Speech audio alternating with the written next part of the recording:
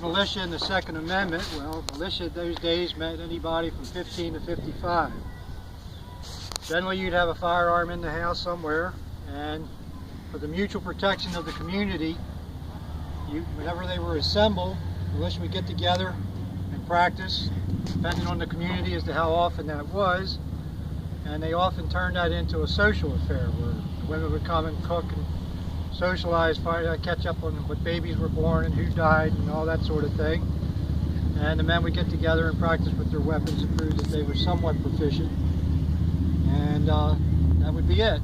Okay. And of course, if there was an emergency, well, you hope those didn't come, but if they did, well, this is what you relied on.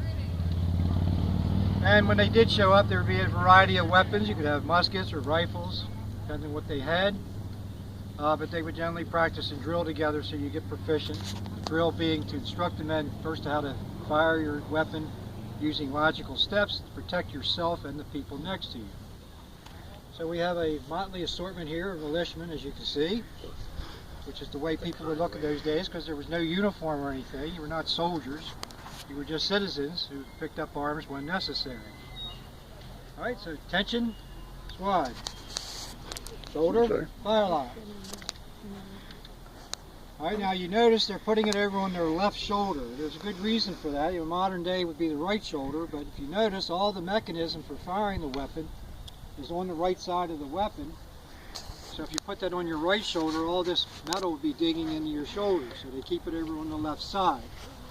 Later, when they developed the military cocked hat instead of the tricorn, they even have the cocked hat worn over the left eye so that it's cocked so that your musket doesn't knock your hat off when you're doing your drill. Alright, the first thing we're going to demonstrate for you is how to load and fire. We're going to do this without cartridges, just to go through the steps. And the first command would be half-cock fire line. Okay, they bring the weapon down to their left side, and while they're a distance from you, I'm going to show you up close. What they're doing is they're bringing it down here to their left side and they're pushing this piece of steel open that you see here. Now while I got that open, I'd like you to look at my musket. You see there's a dish on the side there called the pan, and those of you up close notice there's a little hole in the side of the barrel called the touch hole. Okay, that's important to know for what's happening next. The hammer back here is holding just a set of screw jaws that are holding a piece of flint. It's a mineral that's been sharpened. It will cut into steel, as you'll see as we go along here. Alright, the next command is handle cartridge.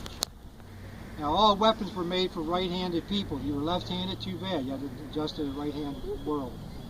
So the cartridge box would be on your right side, or if you had a belly box like I have here, then it's in front.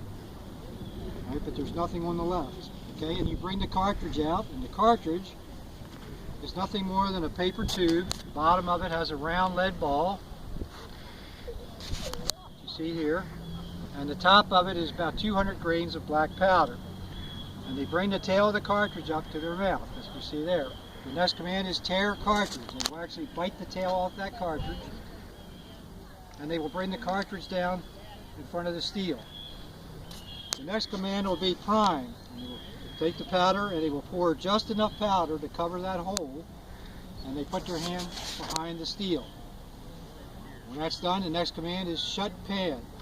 They pull the pan shut and they reverse the musket around to the left side and bring the cartridge up to it. The next thing is charge cartridge. They pour the rest of the powder down the muzzle, put the ball and paper in, and loosen the ramrod. The next command is draw rammer. They would pull the rod all the way out, ram down. They would use the rod, reverse it, push the ball down against the powder, return rammer.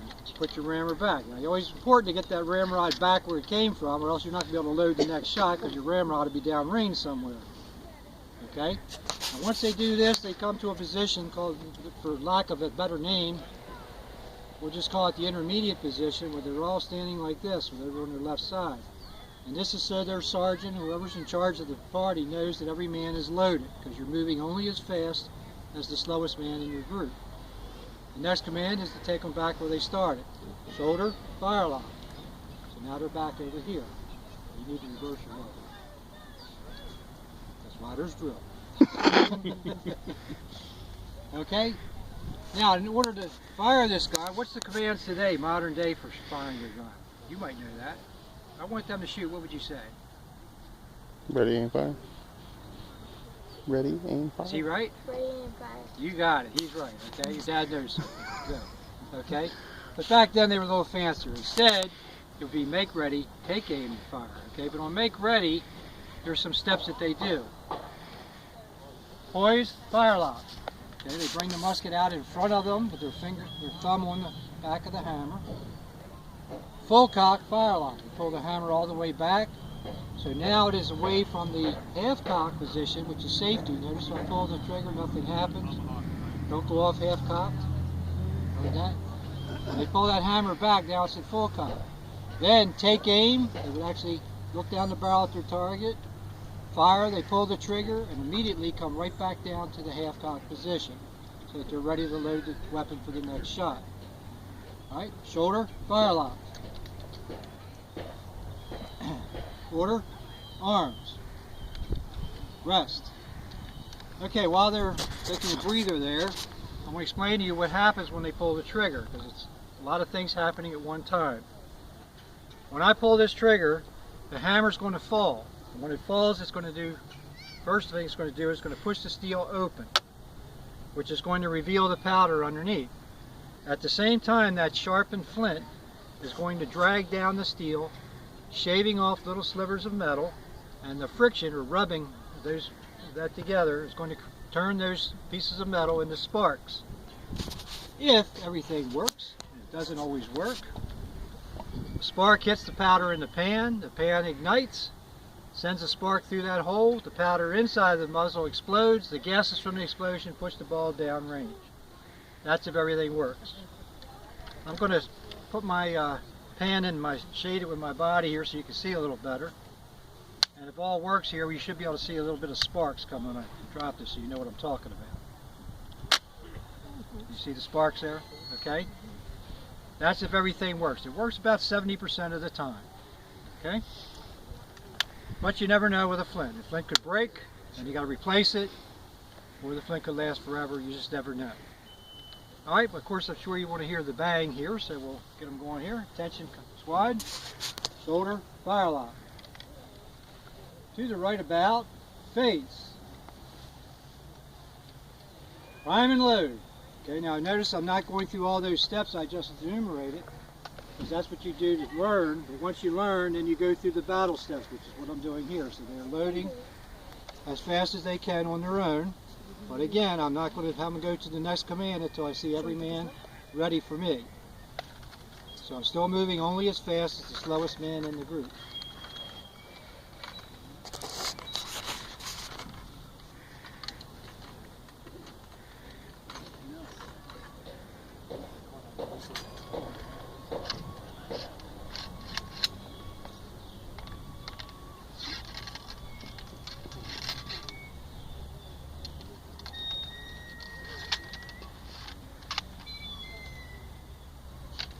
Shoulder, fire lock. Make ready. Okay, then we'll go through the full cock. Take aim. Fire.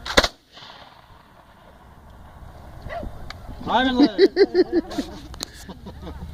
And we upset the four-legged beast there. Okay. Now the idea